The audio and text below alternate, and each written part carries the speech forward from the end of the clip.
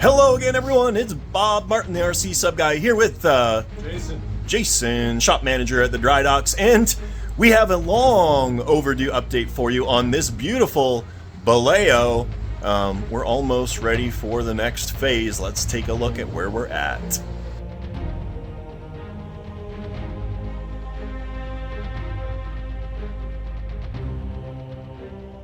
So this is as the boat sits at this particular moment. All of the functions have been tested. They are all functional. The only thing we just didn't finally test was the smoke again, because we need to get that thing in the water before those evaporator doomer hickers will work. But maybe Jason, if you want to reach over, grab the radio. Can you reach it?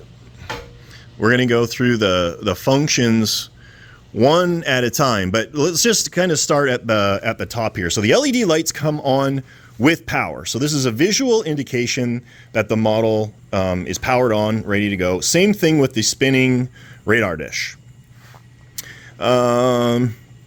Let's do variable B right there. So these are the swiveling guns. These are all 3D printed in high resolution, high strength plastic. They actually look really, really cool. Haven't painted them yet, and we haven't weathered the boat. That's all going to happen later on. The other variable switch is the sound, and there's like I'm trying to remember, like four or five different sounds.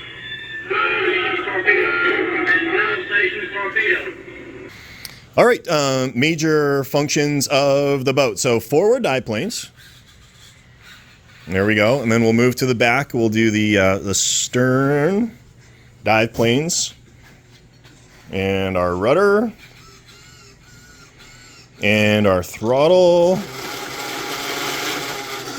And our bow or stern thrusters. So you can see those are located way in the back here. So this is like a 10-foot long model, and I really think that without those thrusters, this would be a bear to operate at the lake, because you know, it's a decent sized rudder behind the props, but that's a big boat to spin around. So hopefully this will make it so you aren't doing an 18-point turn at the pond. The smoke comes on with power when the bow planes are retracted. So the idea behind this, we ran out of channels because there's so many features on this boat. So if we flick D, all right, and what ended up happening, you didn't see it. So the bow planes are retracted, nice and slow and scale-like, and the periscope here retracted. So if we go back the other way, in theory, the periscope should extend. There we go. It works. Yay. So there's that. And then we've got the ballast, which is on the switch 6 on the back, the slider switch on the back.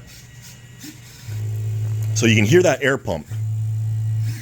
And that's getting sucked in from this little intake in here. It's drawing air. So that's gonna blow the ballast in these huge ballast tanks inside the boat.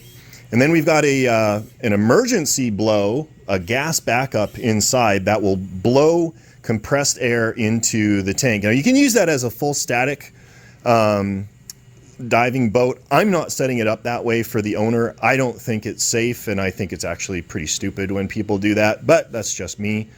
So this will be set up so that in full submerged trim, the water line should come to like here-ish.